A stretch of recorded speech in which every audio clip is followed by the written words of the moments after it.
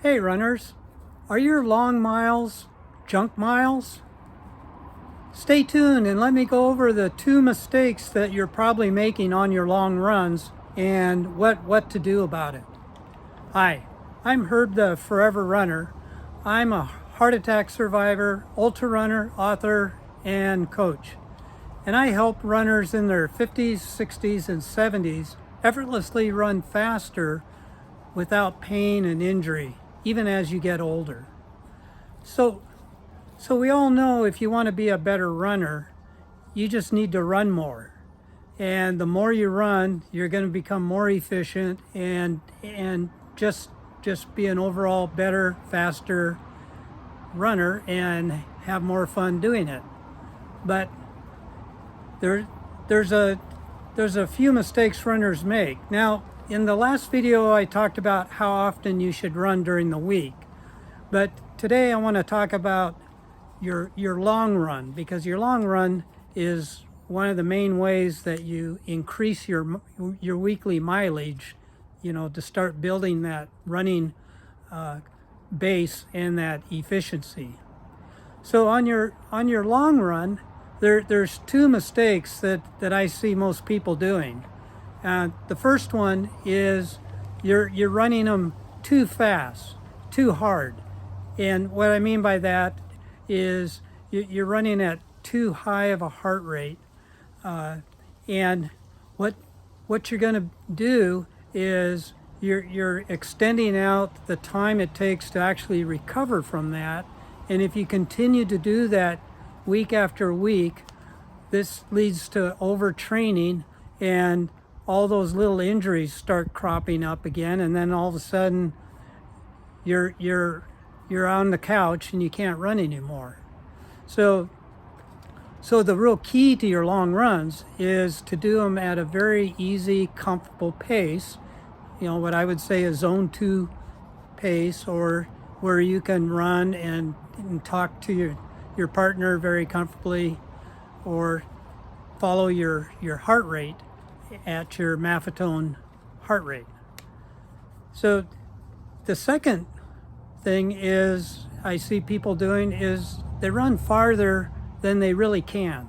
And what I mean by that is you're running along and then all of a sudden your cadence starts slowing down, you start stiffening up, you start bending forward a little bit. You're just kind of getting stiff and tired, and your form is totally breaking down.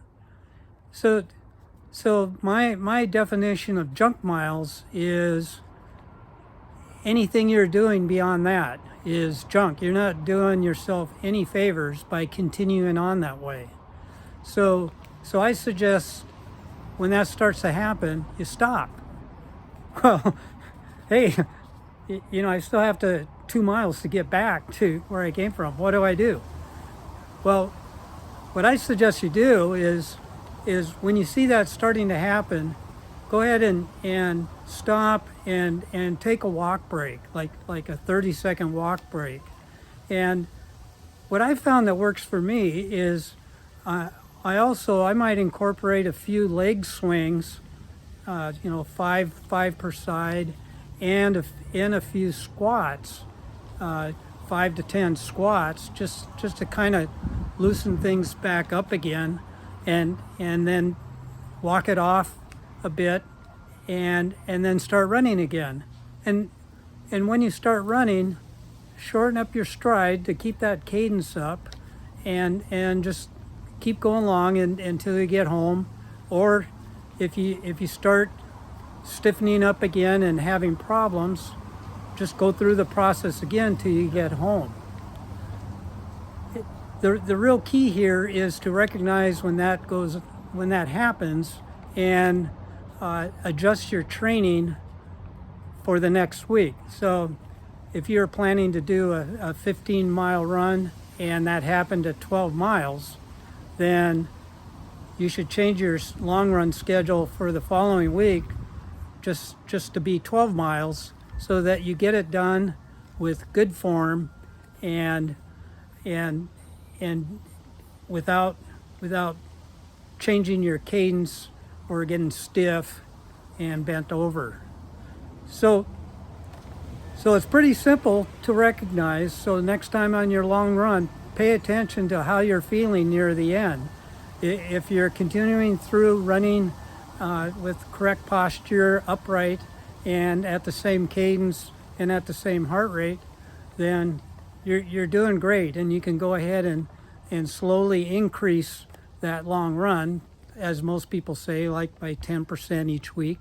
But if not, then go ahead and tone it back and start over at that mileage until you're comfortable at it before you rise up again.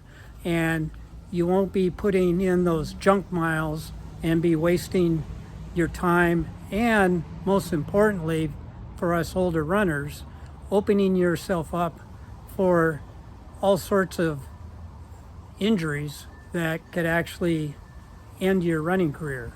So watch those long runs, and I'll see you in the next one.